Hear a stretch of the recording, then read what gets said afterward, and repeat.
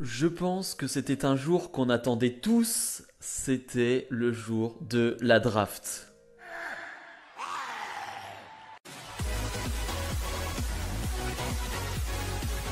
Et bonjour à tous, on se retrouve aujourd'hui pour les résultats de SmackDown du 1er octobre 2021. Forcément, pour ouvrir le show, on a Adam Pearce et Sonya Deville, donc les officiels de la WWE, qui vont annoncer les premiers picks de la draft. Sans surprise, on va dire pour les premiers picks, Roman Reigns reste du côté de SmackDown, donc le champion Universal du côté de SmackDown, et Biggie, le champion de la WWE, reste du côté de Raw, donc là, pas vraiment de surprise. Par contre, pour le deuxième pick des deux côtés, peut-être un choix surprenant, c'est-à-dire que Charlotte Flair, la championne de Raw, va à SmackDown. Bon, d'accord, ça se fait, c'est quelque chose qui est déjà arrivé. Par contre, ce n'est pas la championne de SmackDown qui va à Raw, en tout cas pour le moment, c'est-à-dire Becky Lynch. Le second pick de Raw, c'est Bianca Belair. Donc, on peut imaginer que ça va énerver Becky Lynch de ne pas être le deuxième pick alors que c'est elle la championne. On peut aussi imaginer que c'est un spoiler, c'est-à-dire que Bianca Belair va affronter Becky Lynch et Sasha Banks à Crown Jewel, donc en Arabie Saoudite, donc pour le titre. Est-ce que ça veut pas dire qu'elle va remporter ce titre? Je ne sais pas, mais je vous rappelle donc que la draft ne sera pas effective maintenant, elle sera effective après Crown Jewel, donc après le 27 octobre, il me semble.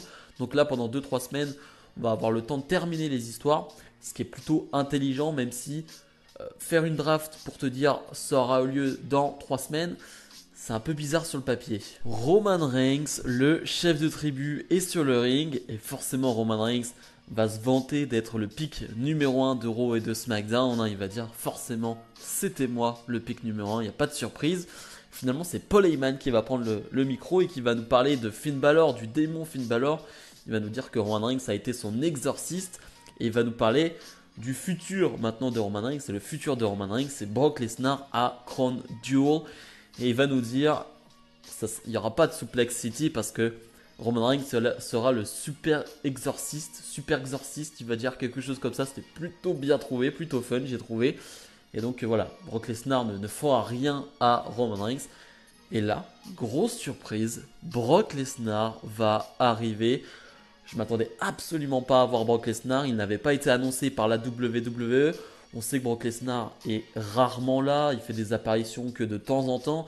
Et souvent, il est annoncé en avance. Et là, pour le coup, non. J'avais pas été spoilé non plus. Donc, très content de voir Brock Lesnar. Brock Lesnar qui va vraiment faire un face-à-face avec Roman Reigns. Grosse tension. Tu sens que c'est très électrique. Et c'est Roman Reigns qui va frapper Lesnar en premier. Lesnar va prendre le dessus. Les Usos vont arriver. Mais Lesnar va s'occuper des Usos et finalement Roman Reigns va fuir. Voilà, Roman Reigns qui n'affronte pas Brock Lesnar. Brock Lesnar qui va de nouveau s'en prendre aux Usos. Bref, c'était très électrique comme je l'ai dit, très tendu. Et ça présage un énorme match à Crown Jewel entre Brock Lesnar et Roman Reigns qui sera donc pour le titre Universal. Bref, tous les segments entre Lesnar et Roman Reigns sont réussis, c'est tendu, c'est tout ce qu'on veut. C'est vraiment tout ce qu'on veut. Kevin Owens affronte pour la 34e fois Baron Corbin. Alors bien évidemment j'abuse mais je n'en peux plus de cette histoire qui dure trop longtemps, qui doit se terminer à un moment donné parce que je n'en vois pas la fin, je ne comprends pas où ça veut aller.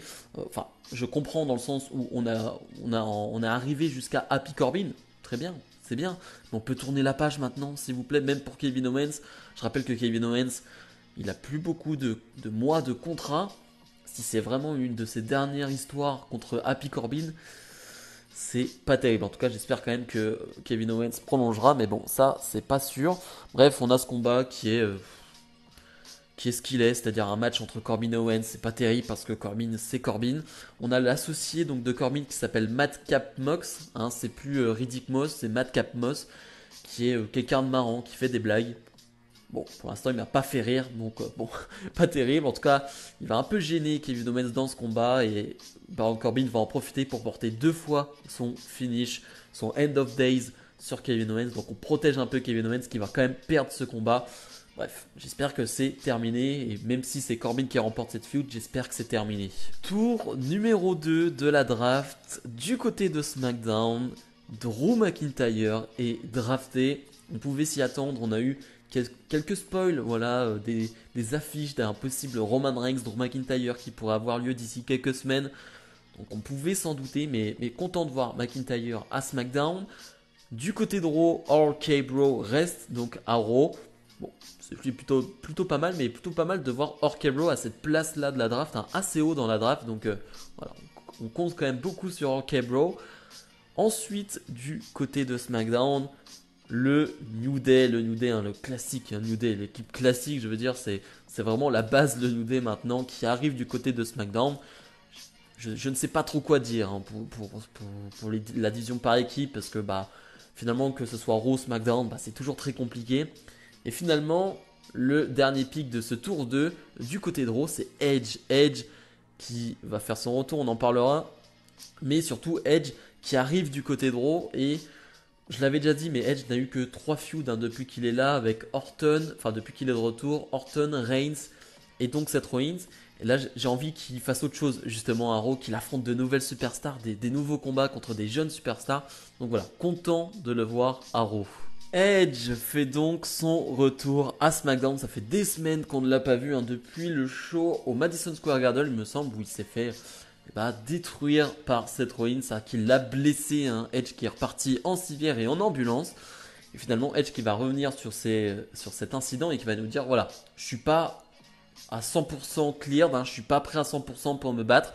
Mais Rollins, depuis des semaines, depuis qu'il m'a attaqué, me challenge à un match, ne fait que ça alors qu'il sait très bien que je ne suis pas prêt. Mais t'inquiète pas, Seth, je serai prêt bientôt. Et d'ailleurs, viens sur le ring, viens me dire tous ces mots en face, viens me parler en face, parce que voilà, je veux te parler en face. Et finalement, Rollins qui est sur l'écran, en fait, il nous dit, mais je ne suis pas là, moi je suis pas du tout à Baltimore, je suis pas du tout là. Et Rollins qui est devant la maison de Edge et donc de Beth Phoenix, hein, et qui va rentrer dedans, voilà, tranquillement, qui va nous faire une petite visite de la maison en montrant des dessins de ses filles en disant que c'est moche. Très très sympa cette Rollins. Bref, Rollins qui se met à l'aise, hein, les pieds sur la table, tranquille sur le fauteuil de Edge. Enfin bref, vraiment Rollins très à l'aise, hein, qui va jeter sa pomme par terre. Et finalement, on en saura peut-être plus dans la soirée, on en verra peut-être plus. Mais Edge qui va appeler Beth Phoenix en lui disant voilà, vous n'êtes pas à la maison, heureusement. Bref, Edge qui s'inquiète énormément. Mais bref, j'ai adoré le fait que Rollins s'invite comme ça dans la maison de Edge, c'est toujours des segments très très très amusants. Liv Morgan doit affronter Carmella, mais Carmella va prendre le micro, va dire voilà, tu ne blesseras pas, tu ne feras pas de mal à mon visage, donc je vais mettre un masque. Finalement, le combat ne va même pas avoir lieu parce que Carmella va s'en prendre à Liv Morgan et le combat ne va même pas commencer. Bref, c'était nul. Le public va même chanter You look stupid, hein, t'as l'air vraiment débile avec ce masque à Carmella, ce qui est plutôt vrai. Mais je pensais qu'on allait tourner la page pour Liv Morgan, qu'on allait passer à autre chose. Non, on reste sur une histoire avec Carmella et c'est très très très décevant. Troisième tour de la draft avec une surprise. Voilà, c'est tout parce que finalement Rhea Ripley et Nikki Ash vont rester du côté de Raw. Finalement, Corbin va rester du côté de SmackDown, Keith Lee va rester du côté de Raw. Et la surprise, c'est un call-up de NXT. Le clan Hit Raw maintenant sera à SmackDown. Je suis très très très heureux. Alors je sais que vous n'êtes pas si nombreux que ça à suivre NXT, à suivre forcément mes reviews de NXT. Mais Hit Raw est vraiment un super clan de NXT. Un clan plutôt frais, hein, il est plutôt récent, qui apporte vraiment quelque chose de nouveau, une bonne vague. Voilà, la plupart de tous sont des rappeurs. Voilà, tu vas avoir du rap normalement du côté de SmackDown, ce qui est plutôt cool. C'est très frais. Voilà, ça fait vraiment du bien du côté de NXT Hit Raw. Et surtout, tu as Isaiah Scott-Surf qui est un catcheur assez exceptionnel. Donc, ça fera du bien à SmackDown. Donc, je suis très très très content de les voir du côté de SmackDown. Un peu déçu de plus les voir du côté de NXT. Mais pour SmackDown, c'est vraiment un super ajout.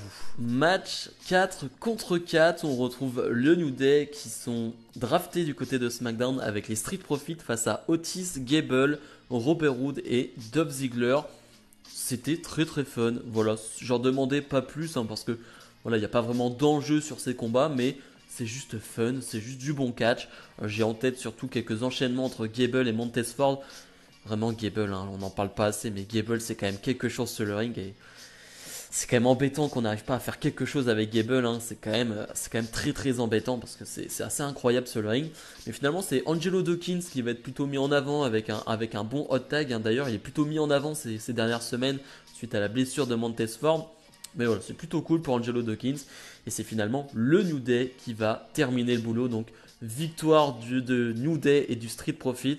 Voilà, comme je le dis, c'était fun et j'en demandais pas plus. Tour numéro 4 de la draft et donc dernier tour de la soirée. Les Mysterios sont draftés du côté de Raw. J'aurais bien aimé qu'ils soient séparés, Ray et Dominic, mais voilà, je pense que ils se sépareront de eux-mêmes. Mais voilà, j'aurais bien aimé un du côté de Raw, un côté du SmackDown. Naomi est draftée du côté de SmackDown. Alors, elle y était déjà, oui ou non, on ne sait pas trop vu qu'elle n'est jamais là. Ça ne plaît pas trop en tout cas à Sonya Deville. Du côté de Raw, là aussi, on retrouve Austin Theory qui était à NXT dans le clan The Way et qui est maintenant du côté de Raw. Là aussi, on l'avait vu lors de la Thunderdome era, même tout début de la pandémie, où il n'y avait plus de public. On l'avait vu, Austin Theory, il était du côté de Raw et c'était intéressant. Et Austin Theory, c'est vraiment un gros talent. Je crois qu'il a que 25 ans, 24 ans. C'est un gros talent. Il y a vraiment quelque chose à faire avec lui. Et finalement, Jeff Hardy va être drafté du côté de SmackDown. Jeff Hardy qui va être en interview. Il va être interrompu par Brock Lesnar. Petite interaction entre les deux là, mais c'est bizarre, j'ai envie de dire, d'avoir une interaction entre Jeff Hardy et Brock Lesnar. Les gars là sont là depuis 20 ans, enfin on les connaît depuis 30 ans, bref, enfin 25 ans. Et ça fait bizarre de les voir là, ensemble. Et finalement, Brock Lesnar qui nous annonce qu'il est un free agent. Et on nous a dit, les free agents, c'est ceux qui ne sont pas vraiment sélectionnés à Raw ou SmackDown, qui font un peu ce qu'ils veulent. Et Lesnar va dire merci à Paul Heyman, grâce à lui je suis un free agent et je peux faire ce que je veux. Le main event, revanche du main event de WrestleMania, Sasha Banks face à Bianca Belair. On est quand même assez chanceux de voir cela à SmackDown et en plus, encore plus chanceux, d'avoir Becky Lynch en commentaire de ce match. C'était exceptionnel. Vraiment, avant de parler du match, ce que fait Becky Lynch en tant que commentatrice, c'était exceptionnel. Vraiment, j'ai vraiment ri. J'ai vraiment été captivé par ce qu'elle nous racontait, par tout ce qu'elle a dit, par à chaque fois ses réflexions par rapport à Michael Cole. Michael Cole qui a pris très cher lors de ce combat parce que vraiment à chaque fois qu'il va dire quelque chose, Becky Lynch va dire et moi aussi.